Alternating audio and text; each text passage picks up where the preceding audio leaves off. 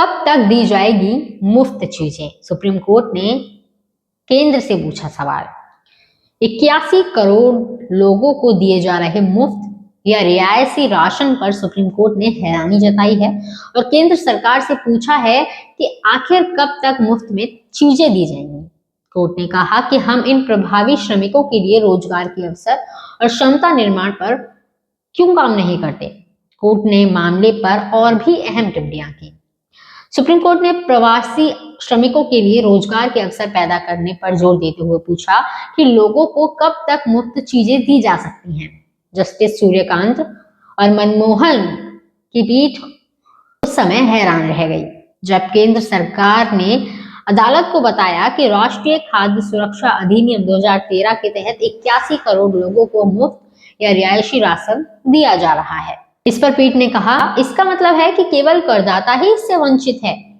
शीर्ष अदालत कोरोना महामारी के दौरान प्रवासी मजदूरों की समस्याओं और उन्हें राहत प्रदान करने के लिए स्वतः संज्ञान लेकर इस मामले की सुनवाई कर रही है।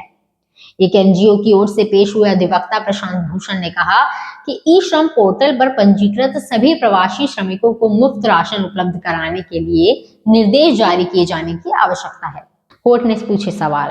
इस पर पीठ ने कहा, कब तक मुफ्त चीजें दी जा सकती हैं? हम इन प्रवासी श्रमिकों के लिए रोजगार के अवसर और क्षमता निर्माण पर क्यों ध्यान नहीं देते, क्यों काम नहीं करते? प्रशांत भूषण ने कहा कि इस अदालत द्वारा समय समय पर सभी राज्यों और केंद्र शासित प्रदेशों को प्रवासी श्रमिकों को राशन कार्ड जारी करने के निर्देश जारी किए गए हैं ताकि वे केंद्र द्वारा प्रदान किए जाने वाले मुफ्त राशन का लाभ उठा सकें।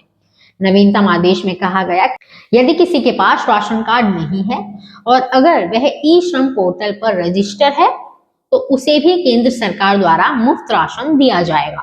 जिस पर कोर्ट ने टिप्पणी की। जस्टिस सूर्यकांत ने कहा, यही समस्या है। जिस क्षण हम राज्यों को सभी प्रवासी श्रमिकों को मुफ्त राशन उपलब्ध कराने का निर्देश देंगे, एक भी प्रवासी श्रमिक यहाँ नहीं दिखेगा, वे भाग जाएंगे। लोगों को खुश करने के लिए राज्य राशन कार्ड जारी कर सकते हैं क्योंकि वे अच्छी तरह जानते हैं कि मुफ्त राशन उपलब्ध कराने की जिम्मेदारी केंद्र की है। प्रशांत भूषण ने कहा कि यदि जनगणना 2021 में की गई होती तो प्रवासी श्रमिकों की संख्या में वृद्धि होती क्योंकि केंद्र वर्तमान में 2011 की जनगणना के आंकड़ों पर निर्भर करता है। इस वीडियो में इतना ही। तमाम खबरें जानने के लिए देखते रहिए न्यूज़ ट्रांसपोर्ट विशेष।